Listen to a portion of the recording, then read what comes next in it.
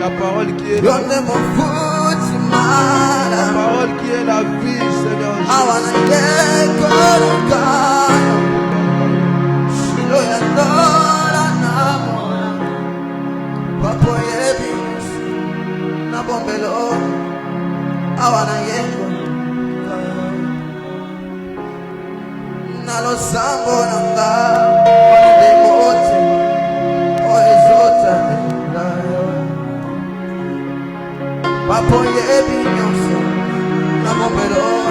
que la gloire soit à notre Dieu. Si quelqu'un le coup mon kembo, et sur le pain na yawe na boende to boteli petolobi. Merci Seigneur Jésus-Christ. Amen. Acclamez le Seigneur, acclamez le roi des rois. Là on acclame notre papa, on acclame notre papa pour goya goler sa biso maloba na ça.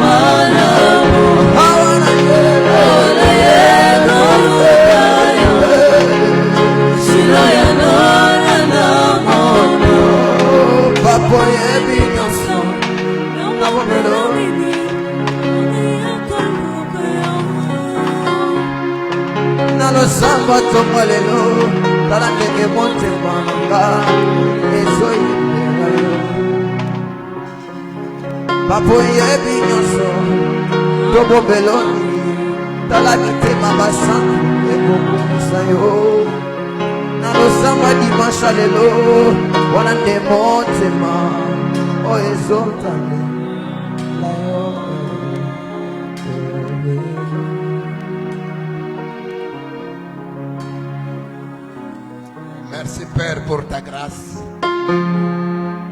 Merci Père pour la vie. Merci Père pour l'existence.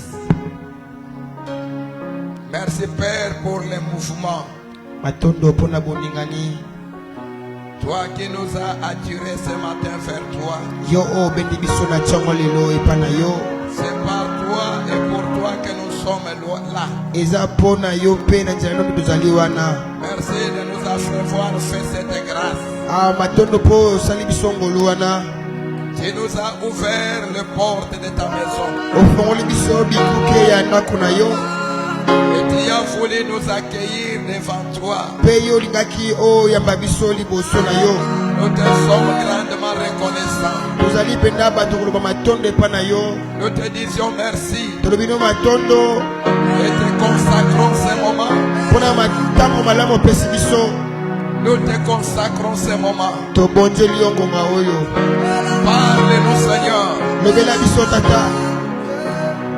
C'est toi qui nous éclaires. Qui nous montre la voie. Qui éclaire nos chantiers. Et qui bénit nos vies.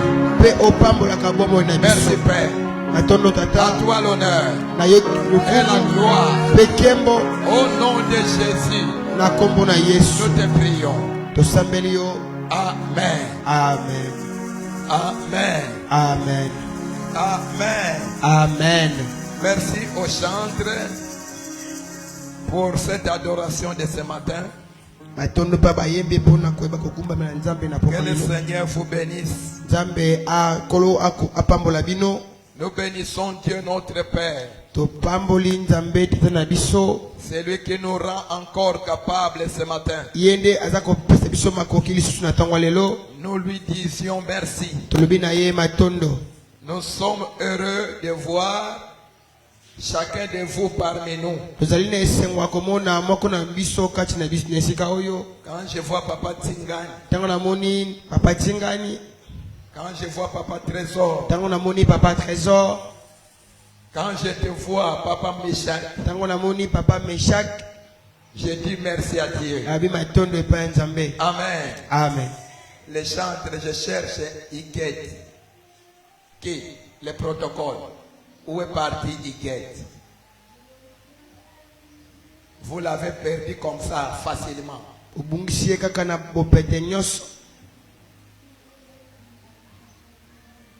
Pourquoi vous ne les suivez pas?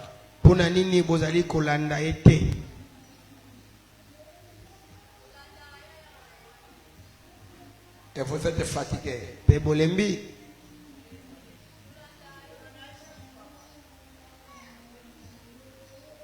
Je vais la voir à l'église. Je vais la voir à l'église. Ça, c'est le diable qui ne veut pas notre bonheur. Il ne vient que pour dérober, égorger et détruire. Pour nous, nous ne cesserons jamais de prier pour nos frères et sœurs qui se perdent facilement.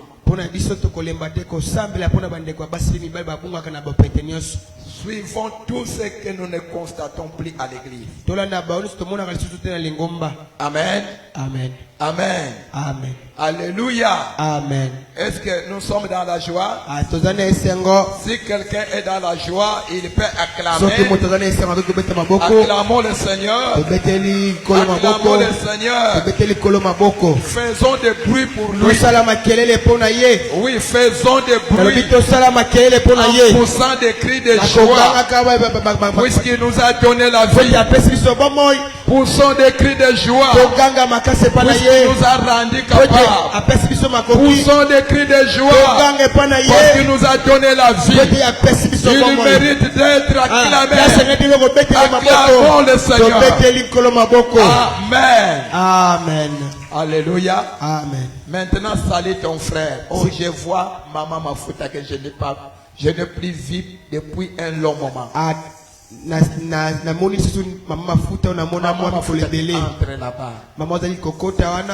Je suis heureux de voir Maman Mafuta. Sois la bienvenue, maman. Gloire au Seigneur. Amen. Amen. Que le Seigneur soit béni.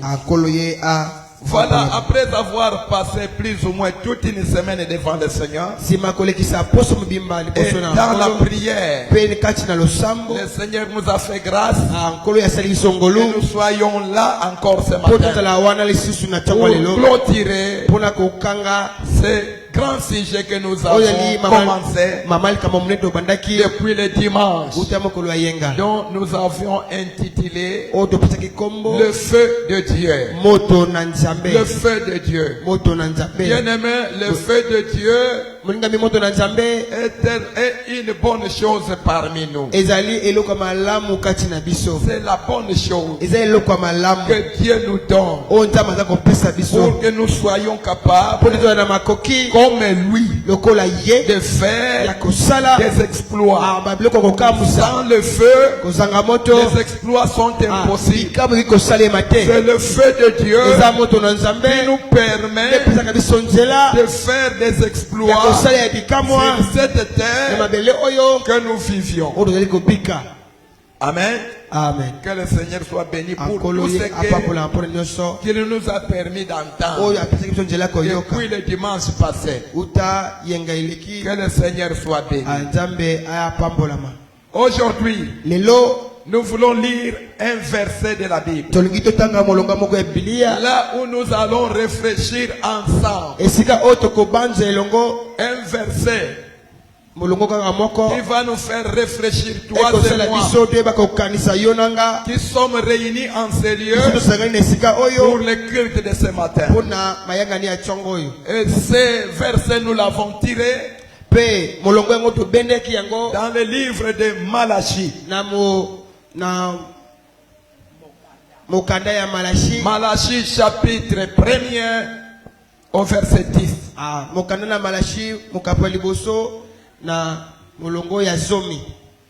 Malachie 1:10. C'est là que nous allons partager ce matin. Malachie chapitre 1er, le verset. Gloire à Dieu. J'ai eu la parole du Seigneur. Amen. Lequel de vous fermera le porte pour que vous n'annihiliez pas en pain le feu sur mon autel? Je ne prends aucun plaisir en vous, dit l'Éternel des armées. Et les offrandes de votre main ne me sont point agréables.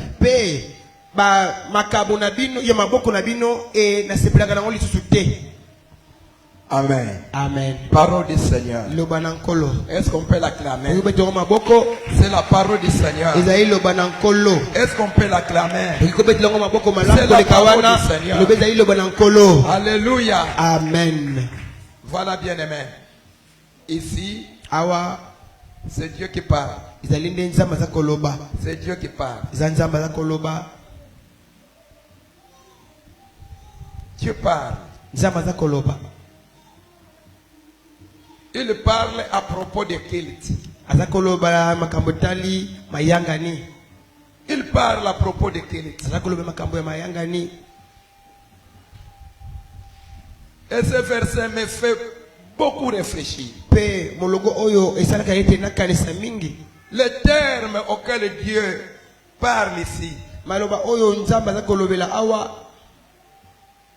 pendant que le monde entier, nous nous précipitons pour ouvrir les portes afin que les gens entrent et passent leur culte.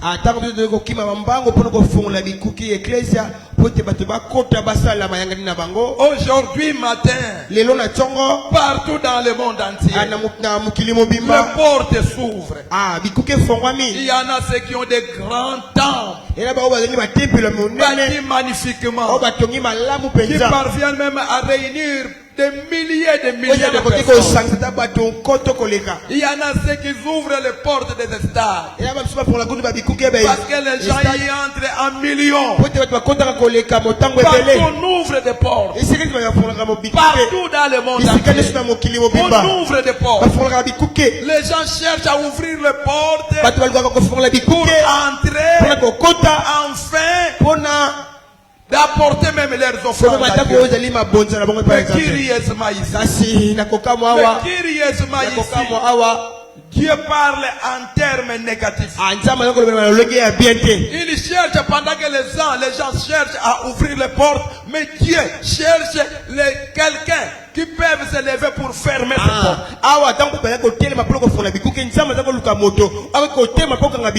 Les gens ouvrent les portes, mais Dieu cherche quelqu'un pour fermer ces portes. Fermer ces portes. On ouvre de gauche à droite. Les gens se précipitent à ouvrir les portes. Mais Dieu aussi cherche quelqu'un qui soit encouragé pour se lever afin de fermer toutes ces portes que les gens ouvrent.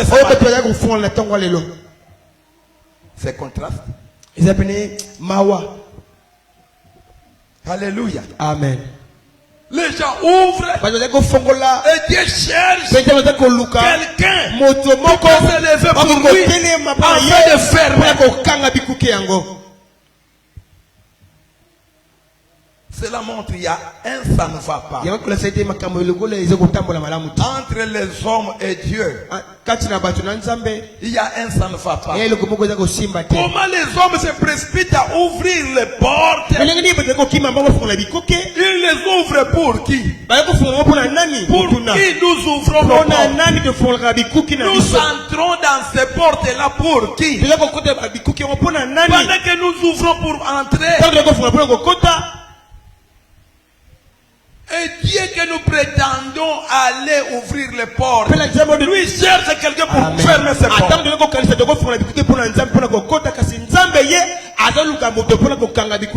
C'est lui à qui nous ouvrons les portes. Lui, il cherche quelqu'un pour fermer ses portes. C'est triste. Bien-aimé, venir à l'église, faire les cultes, comme nous le faisons là, ce n'est pas mauvais. Mais un culte est adressé à Dieu. Un culte est rendu à Dieu. Le culte n'est pas rendu aux humains. Le culte n'est pas rendu aux statiques. Le culte est réservé à Dieu. C'est à Dieu qu'on doit rendre un culte. C'est à Dieu. Si ce n'est pas Dieu qui accueille votre culte, alors on doit se demander la question: à qui autre vous destinez votre vie?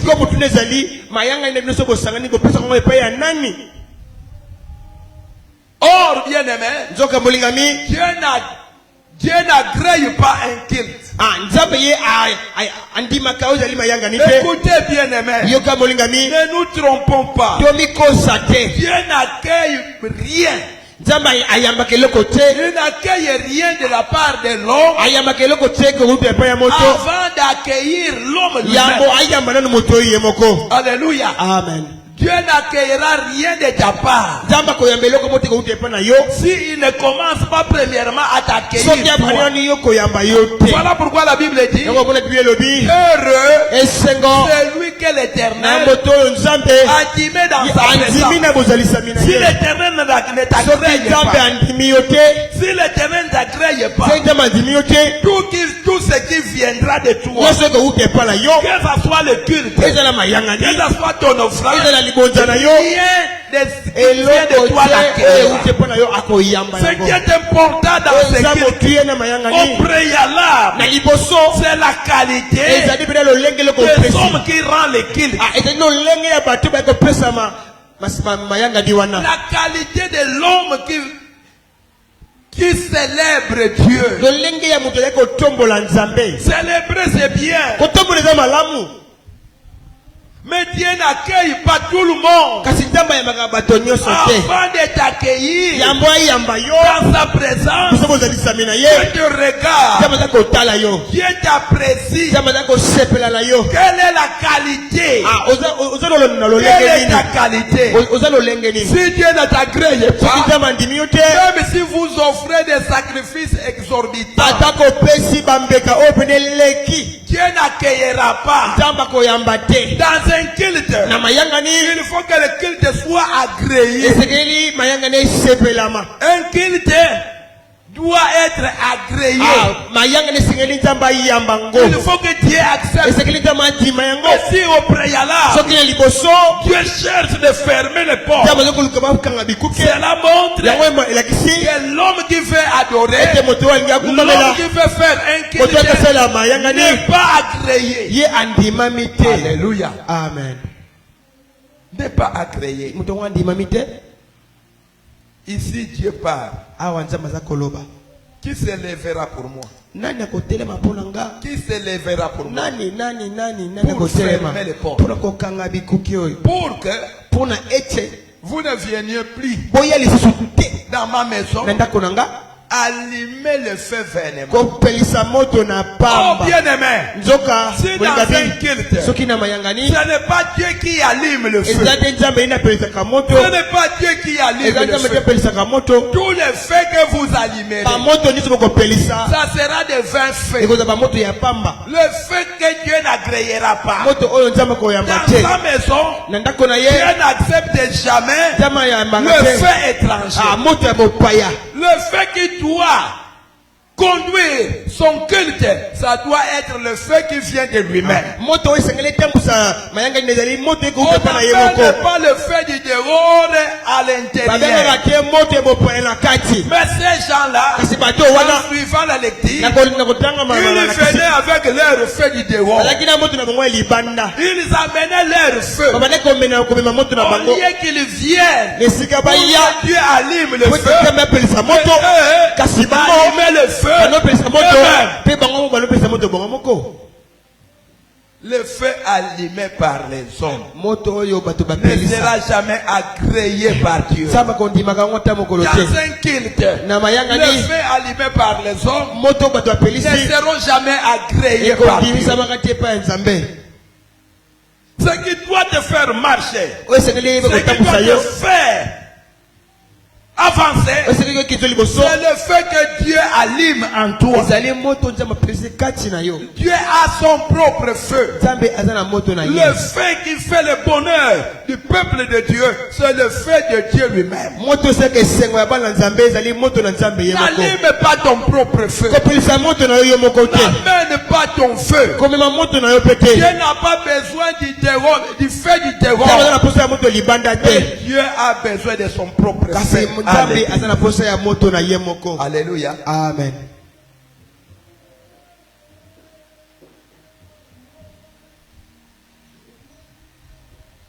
Alors la qualité dans un culte, il faut veiller sur ça. La qualité dans un culte, pour que le feu de Dieu s'allume,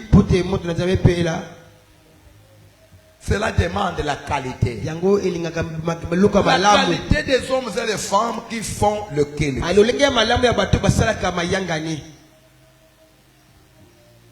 Avant que le culte ne soit collectif, le culte doit être premièrement individuel. Toi-même, premièrement, cherche à devenir une qualité pour un culte agréable.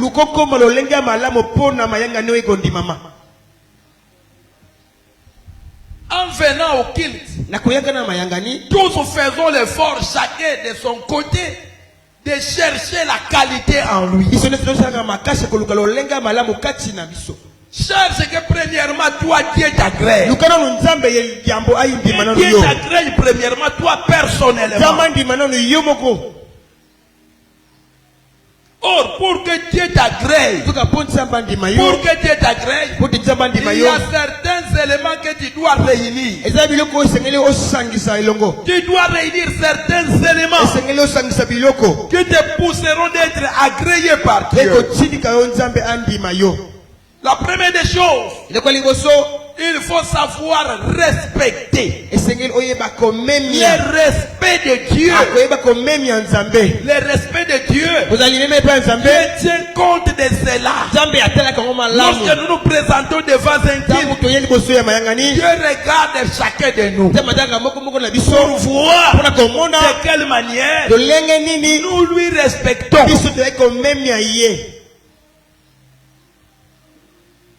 Est-ce que tu respectes Dieu? Quand Jésus voulait enseigner ses disciples sur la prière, lorsque vous voulez prier, dites ceci: Notre Père qui es aux cieux, que ton nom soit sanctifié. Cela veut dire tout simplement que ton nom soit respecté. Soit respecté. C'est lui qui prie comme ça. Le respect doit commencer par lui. Ça doit commencer par lui. Lui-même respecte Dieu. lui-même, il respecte Dieu. Et ensuite, il souhaite que l'assemblée tout entière respecte Dieu. Si toi-même tu ne sais pas apprendre à respecter Dieu, la prière là sera un feu vain.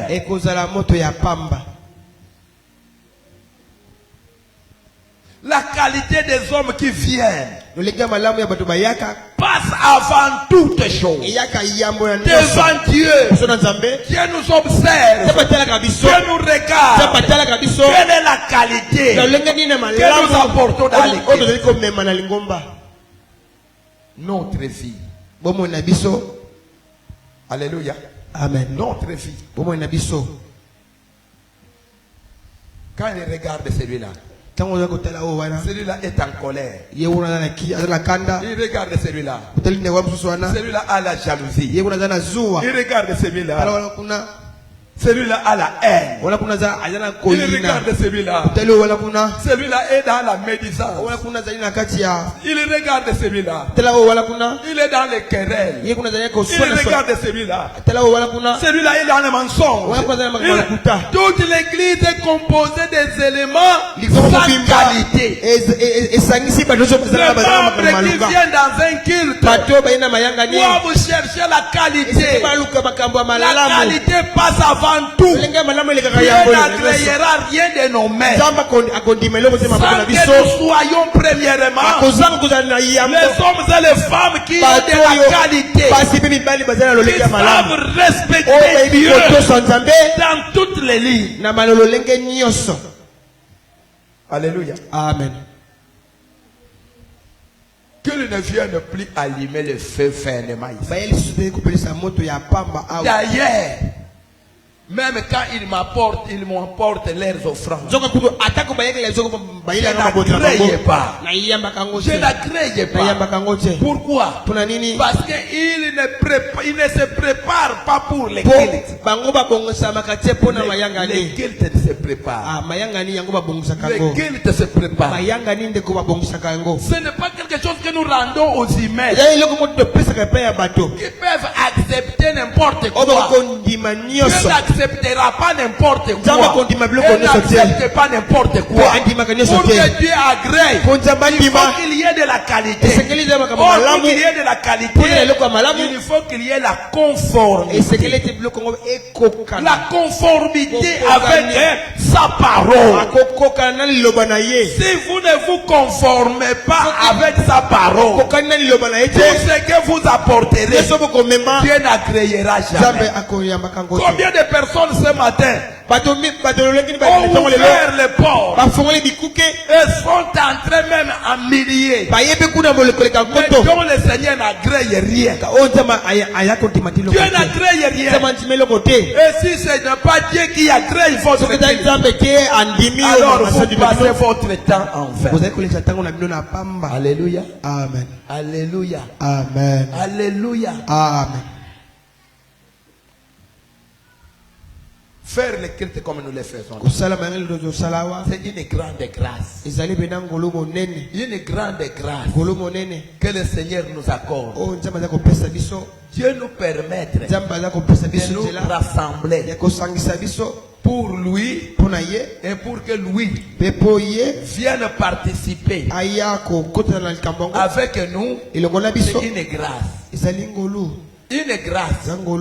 Le Seigneur nous fait grâce de l'invoquer, de l'adorer, de la même manière qu'il accepte l'adoration des vieillards au ciel. Nous aussi, il nous permet de l'adorer comme les vieillards l'adorent. Quel privilège!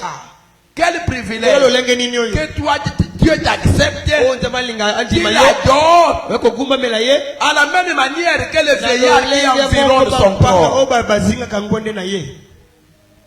Tu ne comprends pas cela.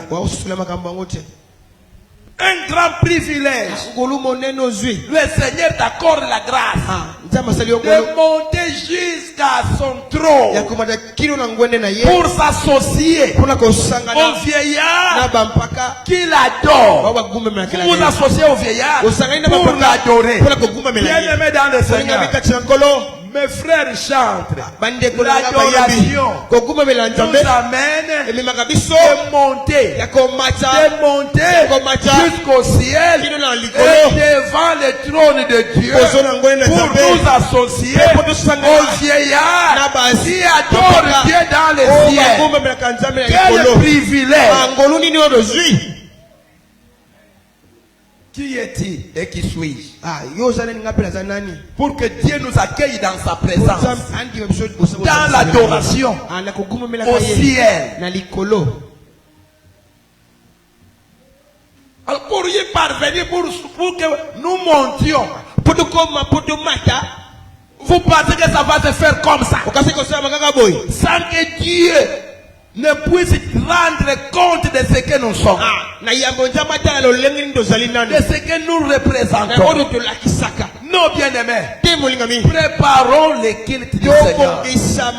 Lorsque nous venons au culte, cherchons la qualité. C'est la qualité que Dieu reçoit. Dieu ne reçoit pas n'importe quoi. Dans les offrandes, Dieu veut la qualité. Même dans l'adoration, Dieu veut la qualité. Même dans tout ce que nous faisons, Dieu cherche la qualité. Alléluia. Amen. Le culte se prépare. Tu sais que demain, ça sera culte. C'est pour l'éternel que nous le faisons. Alors aujourd'hui samedi, qu'est-ce que je fais? Je me prépare pour le culte de demain. Écoutez, même les offrandes que nous apportons à l'église, ce n'est pas à l'église qu'on prépare les offrandes. Les offrandes se préparent depuis la maison.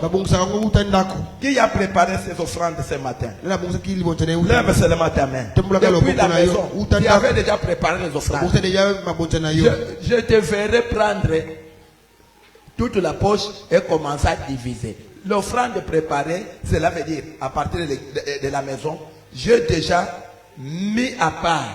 Ça, c'est mon offrande. Ça, c'est mon transport. Ça, c'est ma dîme. C'est bien préparé. Voici comment on prépare. Chaque chose est bien préparée.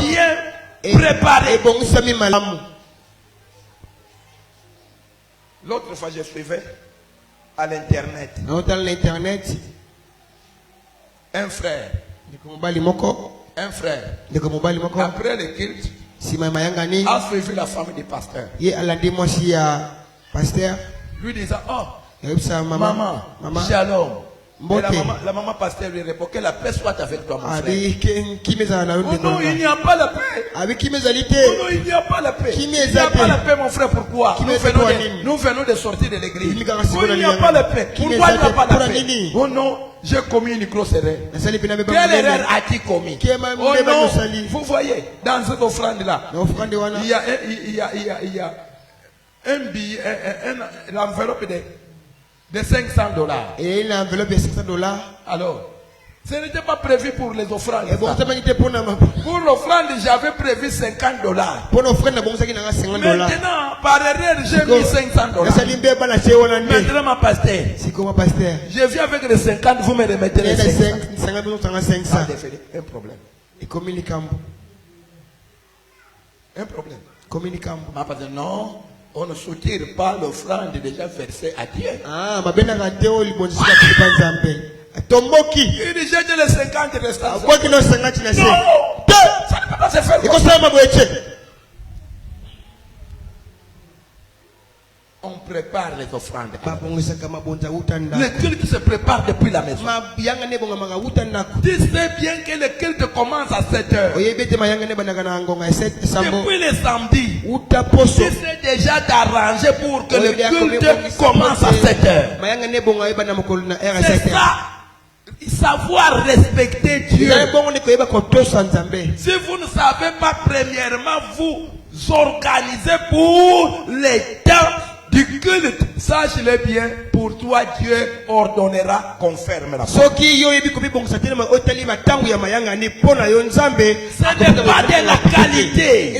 Quand Dieu te regarde, ta manière de venir, ta manière de faire, ta manière d'agir, ta manière de servir, Dieu te juge désagréable.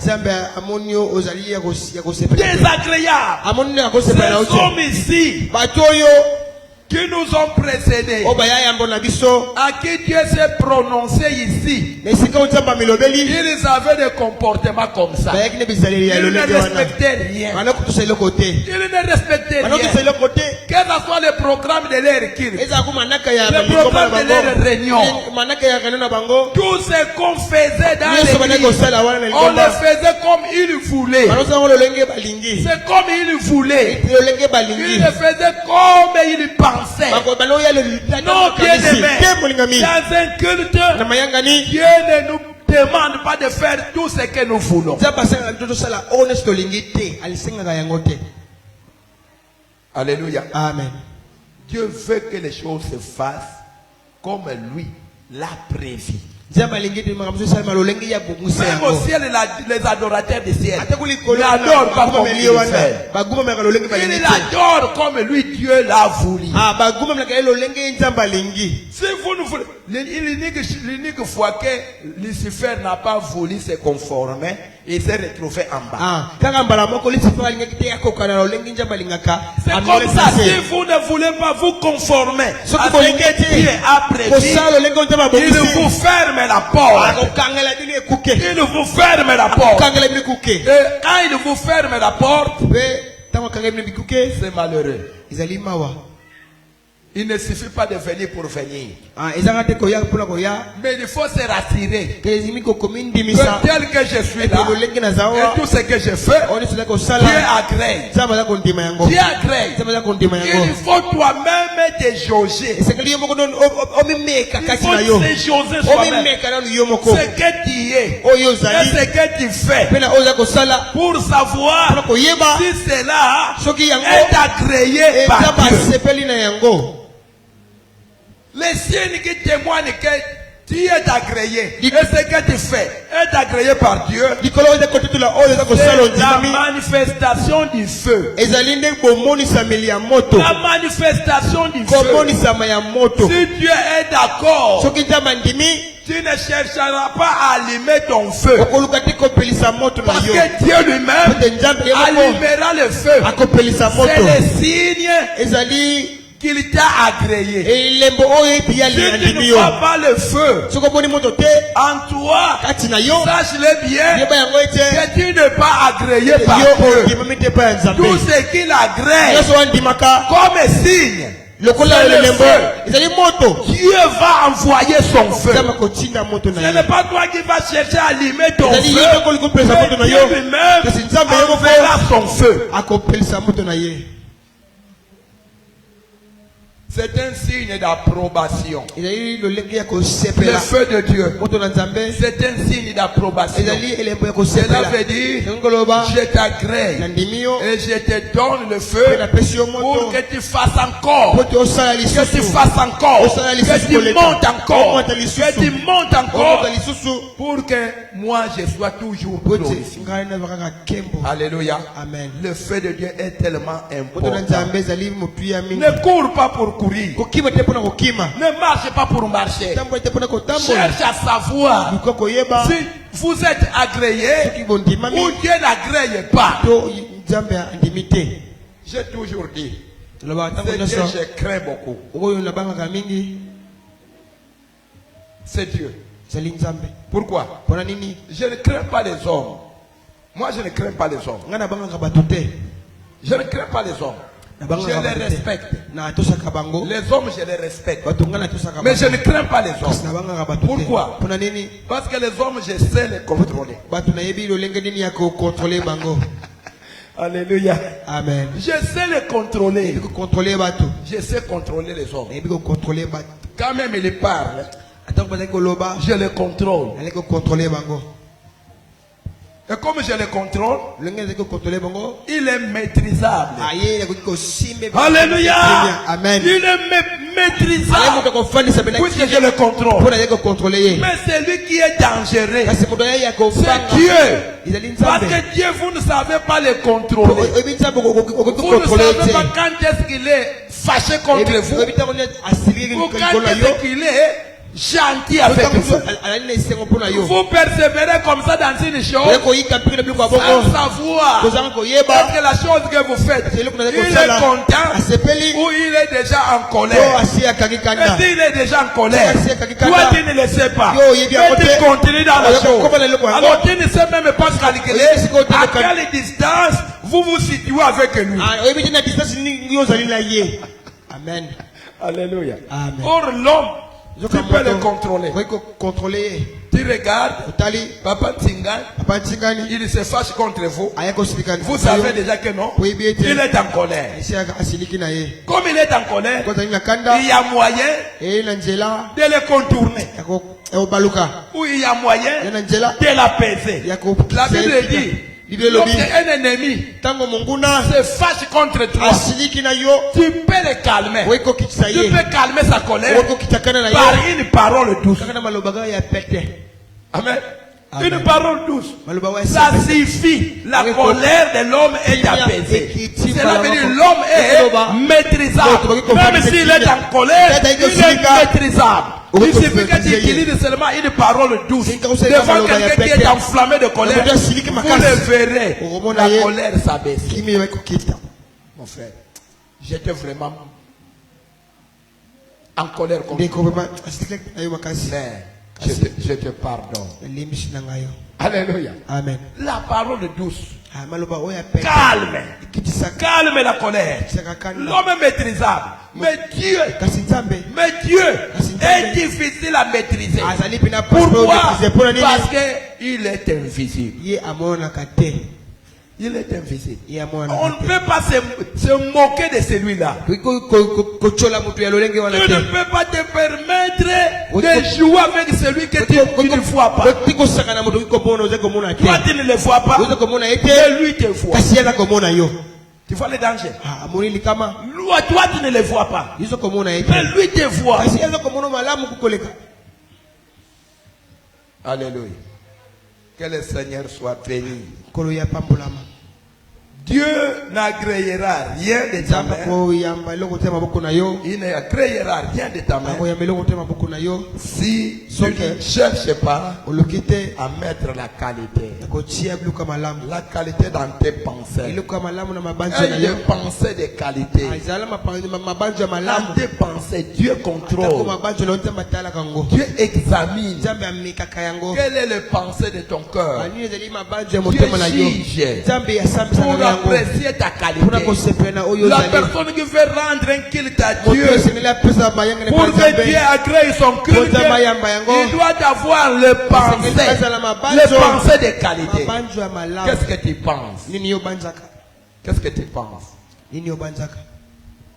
Vous êtes déjà dans les cultes. Qu'est-ce qui se passe dans tes pensées? Toi, tu ne vois pas, mais Dieu contrôle. Dieu exige ça. Dieu juge le pensée du cœur. Il regarde ton cœur.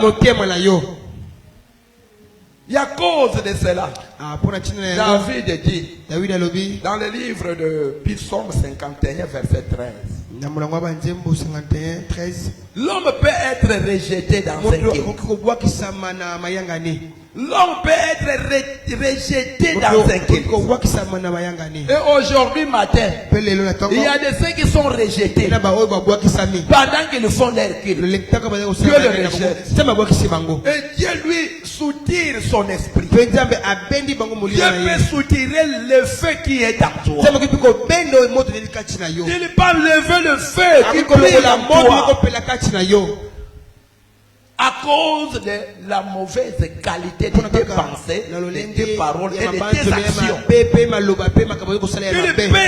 Il peut éteindre ton feu. David il avait compris.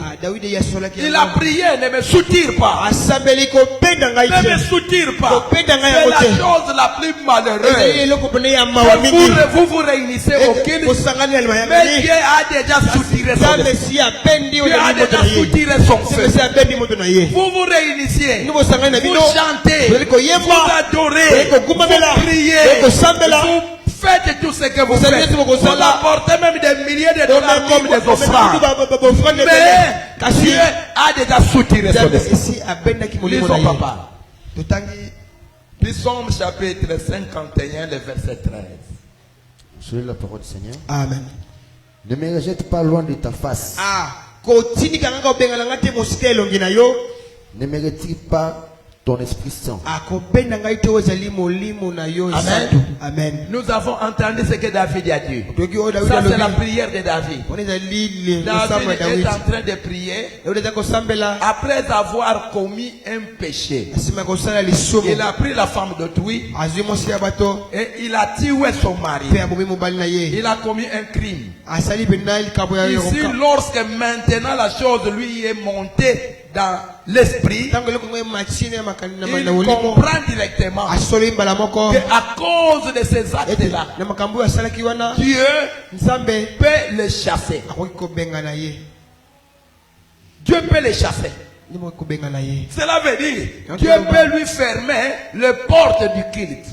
Il peut lui fermer les portes de culte.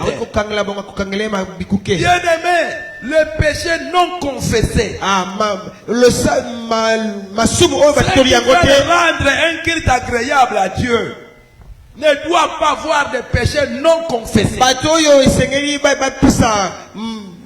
Ne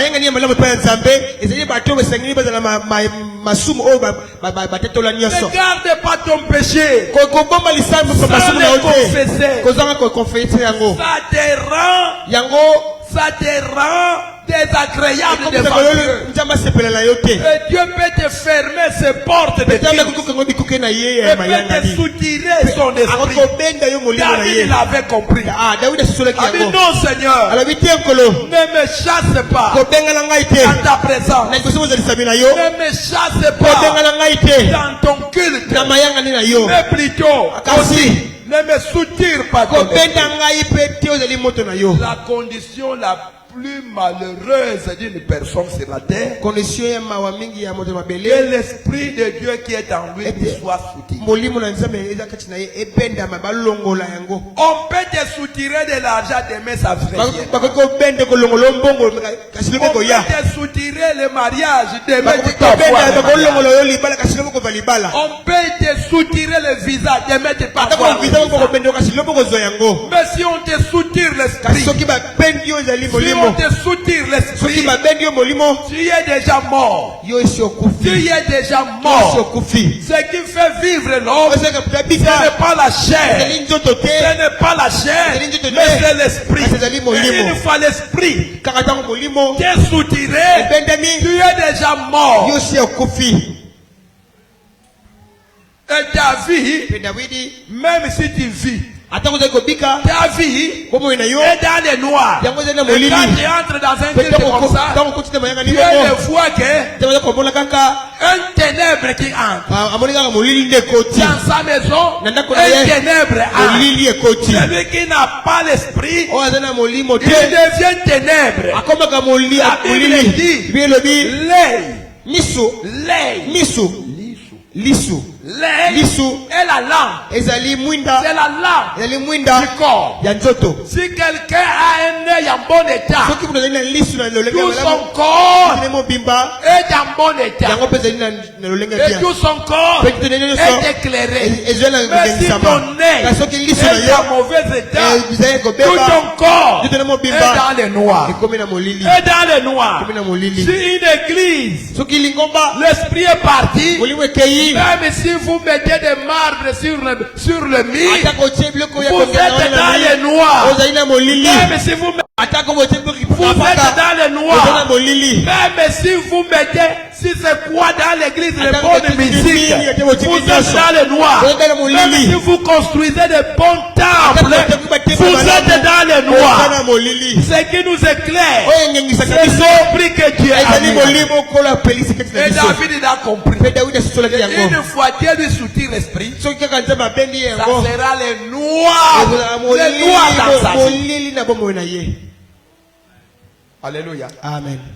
Garde le feu qui est en toi. Garde le feu de Dieu qui est en toi. Tu peux tout manquer. Mais avec ce feu-là, tu peux tout manquer. Mais avec ce feu-là, la mer rouge souffrira. Avec ce fait-là, tu peux tout manquer aujourd'hui. Mais demain, la mer rouge devant toi s'ouvrira. Alléluia. Amen. Alléluia. Amen. Gloire à Dieu. Amen. Garde le feu. Bethléem. Tu viens de croire. Je crois que le feu est là. Je crois que le feu est allumé. Mais ce feu-là demande qu'on travaille. Qu'on travaille pour garder le feu. Le feu doit être gardé. Le feu doit être activé. Il faut activer le feu. On peut avoir un bon feu. Si on ne veille pas avec ce fait-là, vous allez constater petit à petit sa flamme commence à diminuer, sa chaleur commence à diminuer, jusqu'à ce que vous arrivez à 4 heures du matin, le feu s'éteint. Pour que le feu se maintienne, il faut que les hommes veillent sur ce feu-là. Une fois ça diminue, on prend le bois, on avance dans le feu. Une fois on avance le bois dans le feu s'active. Une fois le feu est allumé, vous ne veillez pas sur ce feu. La finalité, ça sera le feu doit s'éteindre. Plusieurs personnes avaient le feu. Mais aujourd'hui, à cause des manques de veille, aujourd'hui, ils n'entendent même plus Dieu. Comment ils peuvent entendre? Ils ne voient plus ce qu'ils voyaient, de vision qu'ils voyaient. Comment voir? Le feu s'est éteint. Comment vous pouvez voir même les songes auxquels vous faisiez auparavant? Le feu est éteint.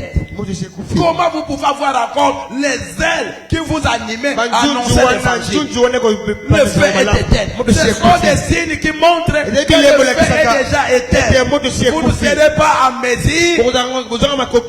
proclamer l'évangile, de proclamer l'évangile, d'annoncer Christ, d'évangéliser. Ça nous vient du feu qui brille à nous. Alléluia. Amen. Le feu te poussera de ne pas fermer la bouche. Pour Jésus, tu ne fermeras pas les bouches. Il y a des gens qui ont le courage d'animer dans des deuils, mais incapables d'évangéliser. Pourquoi? Parce que le feu s'est éteint. Le feu s'est éteint. Une église dont le feu est éteint, vous le connaîtrez dans la manière qu'ils évangélisent.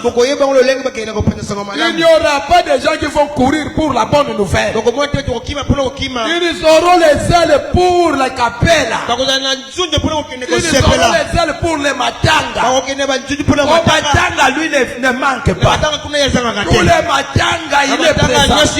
Il sera capable au matanga, mais incapable pour la bonne nouvelle. Tu ne sauras pas prêcher la bonne nouvelle. Tu seras partout, sauf dans l'évangélisation. Pourquoi? Parce que le feu, tu seras capable dans toutes les activités, mais sauf au réunion de l'église. C'est le signe qui montre que le feu s'est éteint. Tu ne sauras jamais être fidèle, engagé. Ça va t'enlever les ailes de Dieu Et tu auras maintenant les ailes du mal. Tu deviens zélé pour le mal. Au lieu d'être zélé pour le bien, mais tu deviendras zélé pour le mal. Pourquoi? Parce que toute ta vie est déjà plongée dans les noirs. Tu ne comprendras pas à distinguer ce qui est sacré et ce qui est profane. Tu ne sauras pas distinguer ce qui est sacré et ce qui est profane. Tu vivras dans le mélange. Tu vivras dans le mélange. Et là, tu risques à la fin d'être rejeté par Dieu. Amen. Amen. Ici, l'autre qui... David avait compris que s'il gardait son péché sans l'avouer et sans le confesser devant Dieu, il risque d'être rejeté. Il risque d'être rejeté. Et il risque d'être soutiré l'esprit. Dieu peut t'enlever le feu qui est en toi. Dieu peut te faire, peut te chasser. Batebelo mon à l'église au monde à Kaisuta Kwaso Yate. Nzambe sa bengana yi. Nzambe sa bengana ya kangela ye porte. Comme ça, bosana ndako nanga pour toujours yo. Pourquoi? Parce que en lui là, Dieu n'agrée rien. Fais l'effort. Que Dieu t'agrée. Salaka makasi nzamba sepela na yo. O sepelisa kabatu c'est bien. Mais makasi mingi ezala na ko sepelisa nzambe. Amen. Amen. Amen. Que Dieu t'agrée. Pour que Dieu t'agrée, seulement c'est le respect. Respecte Dieu. Respecte Dieu. Ne fais pas ce qu'il ne fait pas. Ne fais pas ce qu'il ne te demande pas. Marche comme ça. Amen. Amen. L'autre chose que fait que le feu de l'homme ne s'allume pas. Ou c'est le manque de pardon.